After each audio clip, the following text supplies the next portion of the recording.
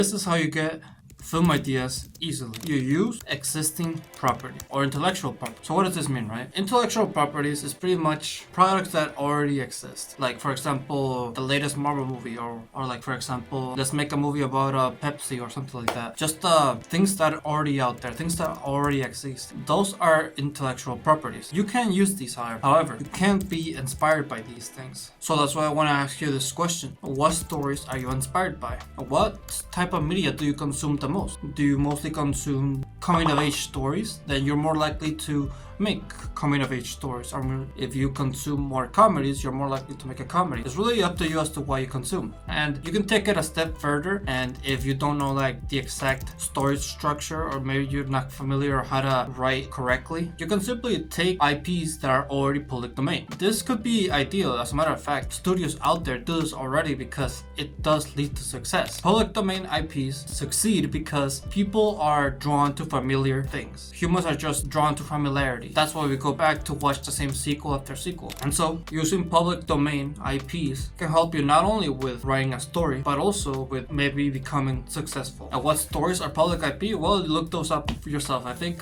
most public IP stories are like have to be like 100 years old, around there. But you can see like the big impact that like some of the big IPs, whenever they become public domain, you can see the impact and how people use them. For example, Winnie the Pooh, whenever that became public domain, you can see how people made like a horror movie about it. Well, not a horror movie, but it's like a horror game, I think. But yeah, you could use these one-to-one and make like whatever genre you want out of those stories. I wanted to give the example of Romeo and Juliet because there are times where you do like go B for the story. You follow the same narrative, same structure. You know, maybe you tweak a little bit, like tweak a couple things off of the story. For example, when I did my Whiplash scene, I didn't do it like one for one.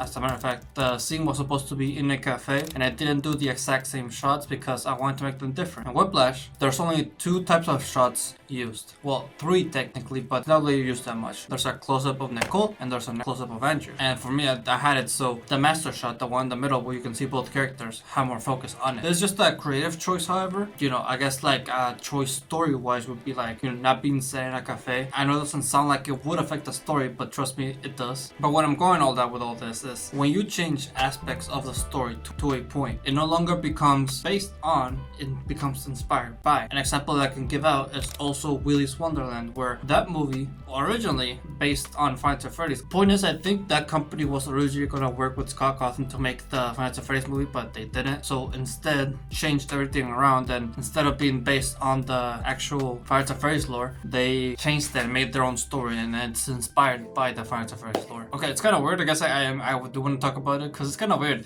Instead of kids possessing the animatronics, apparently it's killers that possess the animatronics. Kind of weird. I recommend watching that movie. Well, I guess I could also take the Five Nights at Freddy's fan games as an example, because if you know, you know. But you know, you add so many creative elements, you add so many new things to the already existing story, where it comes to a point where it no longer resembles the original story, where it becomes more of your own thing. And I can't really speak too much when it comes to this because I haven't experienced it myself. I haven't written something that's, you know, completely original yet, or like completely inspired by. This is why my screenwriting professor recommended that we actually just take a script that we already know, take like a movie that we already know, or just write it ourselves and see what we come up with. I can't believe I was speaking about the Five Nights at Freddy's franchise this much in this video, but I did the exact same thing for the Five Nights at Freddy's movie. I took that movie and I watched it like frame by frame, and I wrote down in script form the whole movie, and it turned out completely different. It turned out like with my own ideas. The way that you copy is unique to you. It's not really gonna be the same, and so it's okay to copy. It's okay to consume media that you're going to be inspired by in order to make your own film. So I guess an action step that I can give you is go into Google, and or like if you have like a watch list, just go